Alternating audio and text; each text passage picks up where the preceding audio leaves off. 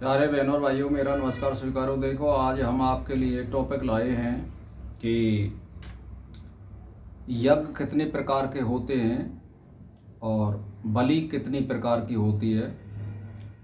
तो देखो, कष्टों के निवारण के लिए और अपने दिल और दिमाग और बुद्धि को, आत्मा को शांति देने के लिए हमें इस संसार में कुछ 5 तत्वों के लिए जो कर्म करते हैं उससे हमारी आत्मा को शांति मिलती है और अध्यात्म क्षेत्र में भी हमें शांति मिलती है। तो जो करने लायक कर्म हैं वो हमें करने चाहिए, क्योंकि हम मनुष्य योनि में है। तो देखिए, जो यज्ञ होते हैं वो 5 प्रकार के होते हैं।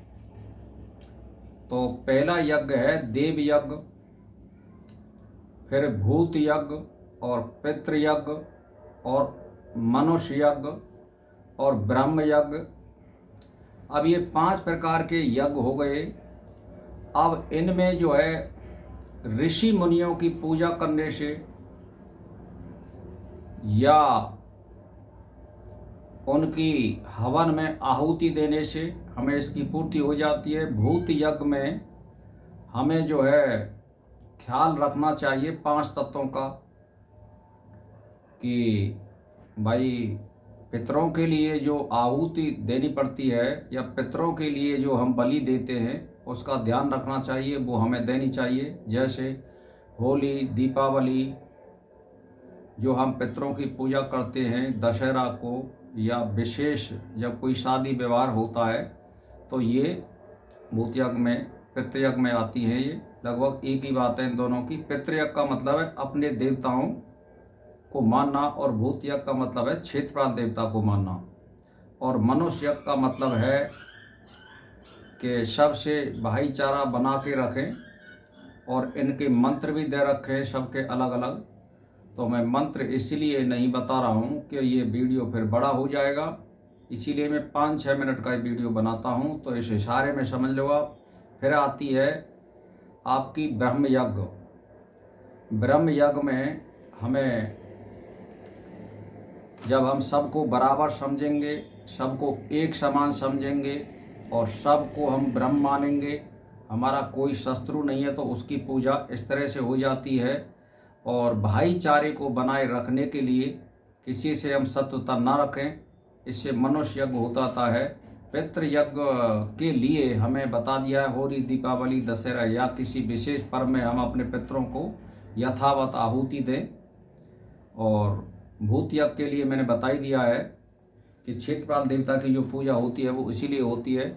और देव यज्ञ का मतलब है हम ऋषियों की पूजा आदि करें। मोटे मोटे तौर पे बता रहा हूँ मैं, यही ज़्यादातर मानता है गांव में और इसी को मानते हैं ज़्यादातर। और अब आती है पंचबली। अब पंचबली में जैसे गाय आदि के लिए चारा वगैरह गिरना, और श्वान बलि जैसे कुत्ता आदि को रोटी वगैरह गिरना या उनके लिए सेवा सुरता करना, उनमें कभी भी डंडा नहीं मारना बेमतलब के। तो ये जो श्वान बलि का मतलब कुत्ता बलि, कुत्ता आदि के लिए रोटी आदि से सेवा करना। फिर आती है काक बलि, यानी कौवा आदि के लिए हम व्यवस्था करें कि कुछ दाना वगैरह गिलें, क्योंकि ये जो है शनि की भी सवारी है, कौ की, काक की। देव आदि बलि, देव आदि बलि के लिए जैसे हम देवों के लिए जैसे हवन आदि में हम जो सामग्री देते हैं उससे देव बलि मानी जाती है। जो पीछे पीछे जो देते हैं, जैसे खीर का दे रहे या हलवा का दे रहे, वो देवादि बलि होती है। और चेटी बलि का मतलब है हम चौगा चेटियों को लिए गिरते हैं, उसको हम चेटी यानी पीपल का आदि बलि बोलते हैं उसके लिए।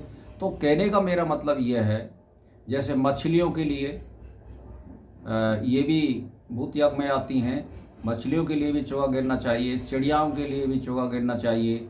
हवन आदि से हमें जो है वायु जो है शुद्ध होती है, ये भी एक यज्ञ है, इसको भी करना चाहिए। मनुष्यों में हम प्रेम भाव रखें तो ये मनुष्य यज्ञ में आती है। तो मेरा कहने का मतलब यह है कि इस तरह से हम छोटे छोटे कार्यों को नित्य प्रति एक नियम बना लें और करें, तो कहने का मतलब आत्मा को शांति मिलेगी। और जो हमारे गोचर में जो ग्रह खराब चल रहे हैं उसमें कमी आएगी और आगे का भविष्य का निर्माण भी होगा और सबसे सब मनुष्यों में हमें प्रेम भाव होगा और सब प्राणियों की हम पे कृपा भी होगी। जब सब प्राणियों की हम पे कृपा होगी तो ईश्वर कृपा भी अवश्य है और होगी। तो भाइयों और बहनों, इस छोटी छोटी चीज़ों को समझिए और जानिए और आगे बढ़िए। तो इस तरह हमें जैसे गाय की सेवा करनी है, कुत्ता की सेवा करनी है, मछली आदि के लिए, चींटी आदि के लिए, काक आदि के लिए, ये सेवा है, बंदर आदि के लिए। तो इनको आप करते रहेंगे तो बलि वैष्णदेव का मतलब यही होता है। 5 यज्ञों का मैंने मतलब बता ही दिया है और 5.5 मिनट का वीडियो बन चुका है। बस इसी के साथ मेरा नमस्कार स्वीकार हो।